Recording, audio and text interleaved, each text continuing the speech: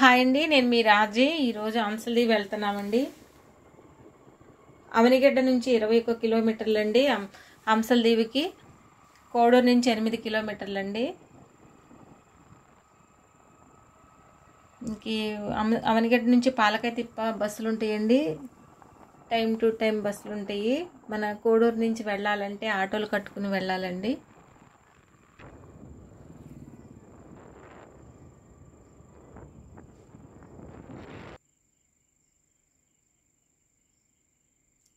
హంసల్దీవికి ఒక చరిత్ర ఉందండి. ప్రతిరోజు ఆ కృష్ణమ్మ వేణుగోపాల స్వామి వారి పాదాలకి నమస్కరించే సముద్రంలో కలుస్తుందండి. మన బంగాళాఖాతంలో పాలకాయ దగ్గర ఉన్న సముద్రంలో కలుస్తుందండి. గంగమ్మ పుట్టింది మహారాష్ట్రలో అండి. మహారాష్ట్రలో పుట్టి కృష్ణా జిల్లాలోని మన పాలకాయ సముద్రంలో ఒక నది ఉందండి, సాగర సంగమం, త్రివేణి సాగర సంగమం అని ఉందండి. అక్కడ ఆ నదిలో కలుస్తుందండి. విజయవాడలో మన కృష్ణా బ్యారేజీ దగ్గర గంగమ్మ తల్లి ఉంటుందండి. అక్కడ తలుండి మన పాలకాయ తిప్ప దగ్గర సాగర సంగమం దగ్గర పాదాలు ఉంటాయండి, గంగమ్మ పాదాలు.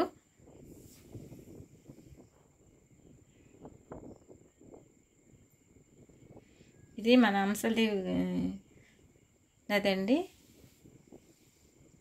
మన కోడూరు మండలం అండి. ఇక్కడ కోడూరు మండలంలో హంసల్దీవి ఒక గ్రామం అండి. ఇక్కడ ఈ నదిలో అంతకుముందు మనకు తెలిసింది ఏంటంటే, కలియుగంలో ప్రజలందరూ కూడా నదుల్లో స్నానం ఆచరించి ఎక్కువ ఏ చిన్న కార్యక్రమమైనా నదుల్లో స్నానం చేస్తారండి.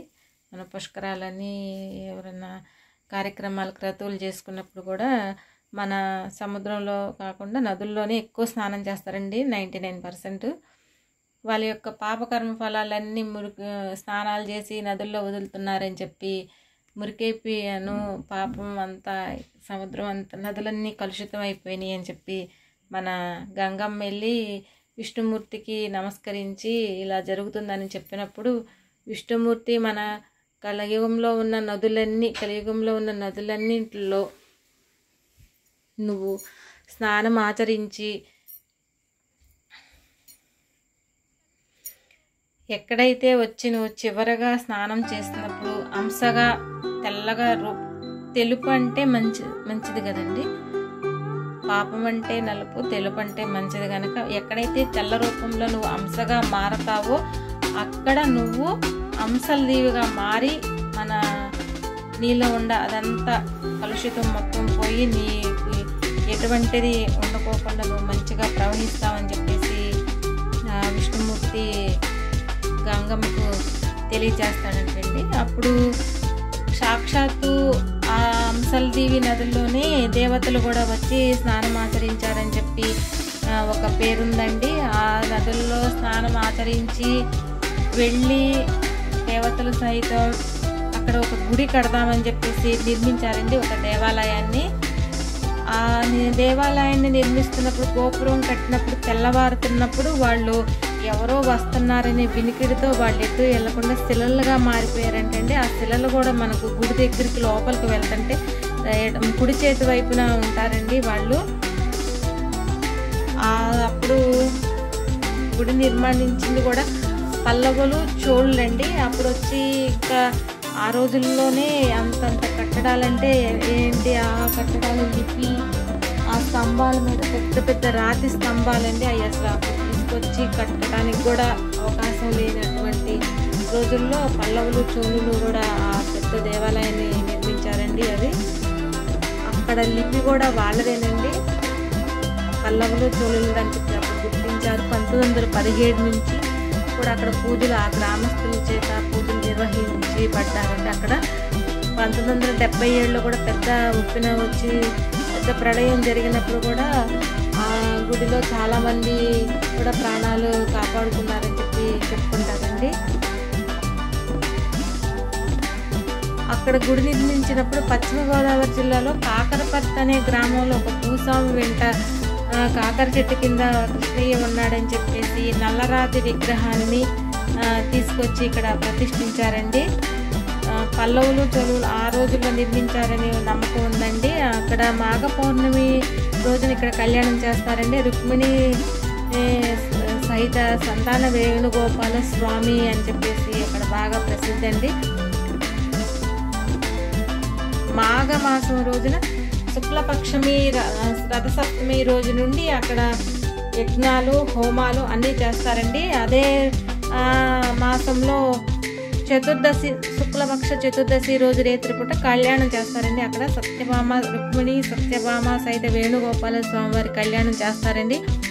ఆ మరునాడు మాఘ పౌర్ణమి వచ్చిందండి. అక్కడ ఈ రేత్రిపూట స్నానం ఆచరించిన రోజున అంటే మాఘమాసం చతుర్దశి రేత్రి కళ్యాణం చూసిన వారు మళ్ళీ సముద్రంలోకి వెళ్ళి దంపతులు స్నానం చేసి వచ్చి మళ్ళీ స్వామివారిని దర్శించుకున్న వారికి తప్పకుండా పిల్లలు లేని వాళ్ళకి పిల్లలు కలుగుతారనే నమ్మకం, గట్టి నమ్మకం ఉందండి.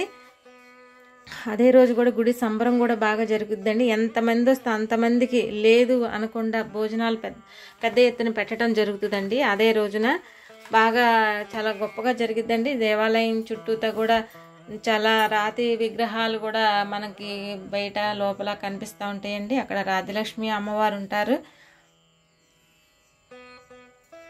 ఆ కట్టడాలను చూస్తే కూడా చాలా ఆశ్చర్యంగా అనిపించిద్దండి. ఎప్పుడు ఎక్కడ చూడని కట్టడాలన్నీ ఉంటాయి. సాక్షాత్తు దేవతలు కట్టారు. అంశలదేవి గుడి అంటేనే దేవతలు వచ్చి కట్టారు, తెల్లవారేటప్పటికి వెళ్ళిపోయారనేది ఒక బాగా వినికిడండి. చాలా గట్టి నమ్మకం అండి. అక్కడ దగ్గరలోనే పక్కనే కాశీ విశ్వేశ్వర స్వామి అని చెప్పేసి అన్నపూర్ణ బాల త్రిపుర సుందరి సమేత కాశీ విశ్వేశ్వర స్వామి వారి దేవాలయం కూడా ఉందండి. అక్కడ కూడా రథసప్తమి రోజు నుంచి కూడా కుంకుమ పూజలు హోమాలు అన్నీ జరుగుతూ ఉంటాయండి.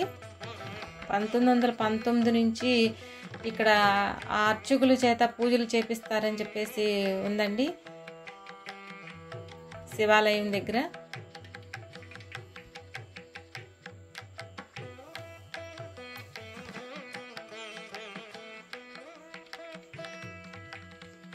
ఇంకా అదే పాలకాయ తిప్ప అంశలదేవి నుంచి పాలకాయ తిప్ప వెళ్తే ఇక అదే ఆఖరి అండి. అది మనకి ఇక లాస్ట్ అండి. అందుకని కృష్ణమ్మకి మహారాష్ట్రలోనేమో పుట్టినిల్లు, మనకేమో పాలకాయ తిప్ప దగ్గరికి సాగర సంగమంలోనేమో మెట్టనిల్లు అనేది ఒకటి ఉందండి. ఇక ఆఖరేనండి. ఇక ఈ దివి ఇటు నాగైలంకలో కూడా ఒక పాయ ఎటు వెళ్ళి కలుస్తుందండి కృష్ణమ్మ.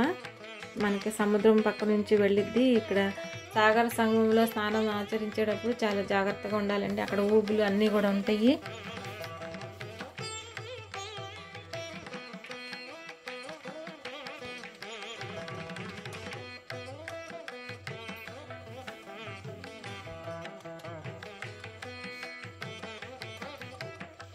ఎవరికైతే పిల్లలు కలగలేదు అనుకున్న వాళ్ళు ఎవరైనా వచ్చి మాఘమాసం చతుర్దశి రోజు దంపతులు కళ్యాణం చూసి మరునాడు పౌర్ణమి రోజున సూర్యోదయం అయిన తర్వాత స్నానం ఆచరించి మళ్ళీ వచ్చి ఆ సంతాన వేణుగోపాల స్వామివారిని దర్శించి అక్కడ భోజనం చేసి వచ్చిన వారికి సంవత్సరం తిరగకుండానే పిల్లలు పుడతారని ఒక గట్టి నమ్ముతారు. ఇక్కడ నమ్మకం అండి.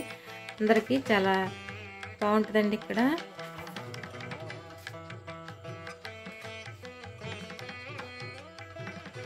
వీళ్ళేనండి మనకి దేవతలు గాలిగోపురం కట్టున్నప్పుడు కూడా మనకి ఈ విగ్రహాలుగా మారిపోయారండి. దేవతలు అక్కడ ఉంటాయండి పక్కన. దేవతలు కట్టున్నప్పుడు తెల్లవారిపోయింది అని వాళ్ళు అక్కడ శిలలుగా మారిపోయారని చెప్పేసి ఉంటుందండి. అక్కడ ఇప్పుడు చుట్టూతా మామిడి చెట్లు, జమ్మి చెట్లు, కదంబ వృక్షాలు, ఉసిరి చెట్లు చాలా ఆహ్లాదకరంగా ఉంటుందండి. అక్కడ సముద్రంలో స్నానం చేసి వచ్చిన వాళ్ళు ఇక్కడ ప్రతి ఆదివారం కానీ మధ్యన ఏ రోజునైనా సెలవులో కానీ ఏదన్నా అకేషన్స్ ఉండే ఇక్కడికి వచ్చి భోజనాలు చేస్తే జమ్మి చెట్టు ఉండేది. అకేషన్స్ అవి జరిగినప్పుడు ఇక్కడే భోజనాలు చేస్తారండి. అక్కడ సముద్రం దగ్గర స్నానం ఆచరించి వచ్చి ఇక్కడ భోజనం చేస్తారండి. ఎవరు ఎప్పుడు ఏంటి అనేది లేకుండా బాగుంటుందండి అక్కడ.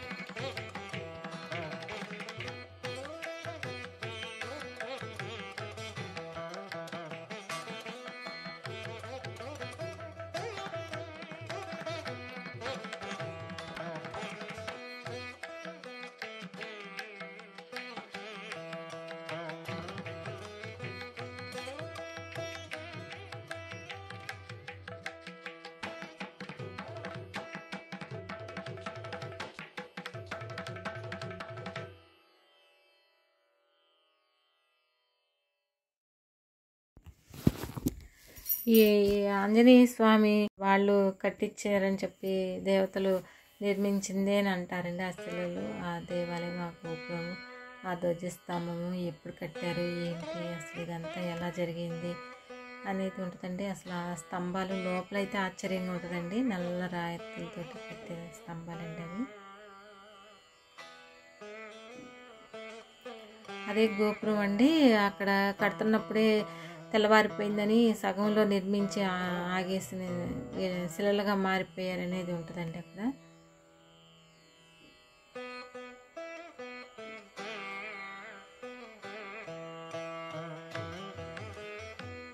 చూడండి ఎలా ఉందో, అసలు ఎంత బాగుందో.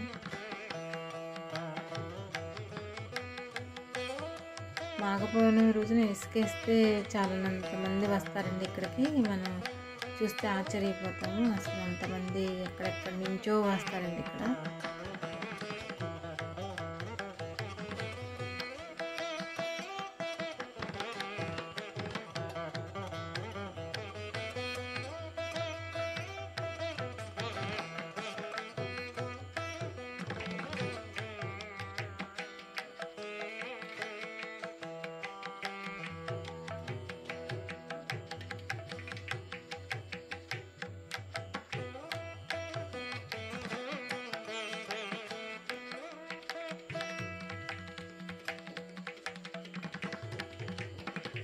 బంగారు కాంతులతో మెరిసిపోతుందండి. మాఘమాసం కదా, రెడీ అవుతుంది, ముస్తాబు చేస్తున్నారు గుడిని.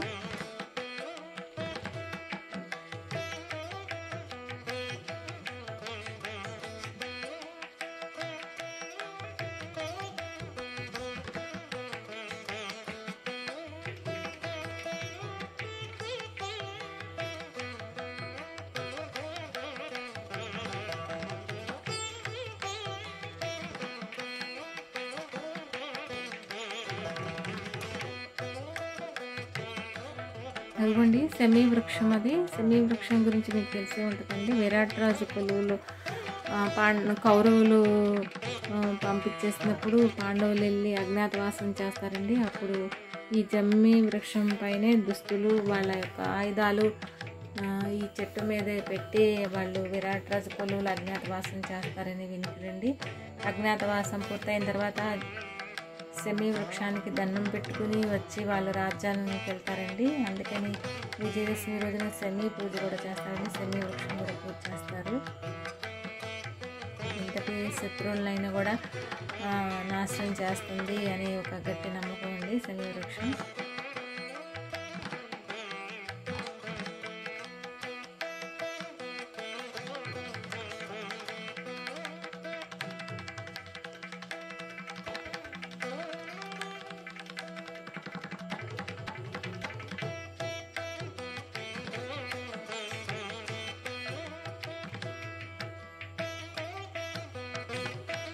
ఇది దుర్గా మల్లేశ్వర స్వామివారి ఆధ్వర్యంలో ఉందండి. మన గవర్నమెంట్ కింద వెళ్ళింది గుడి కూడాను.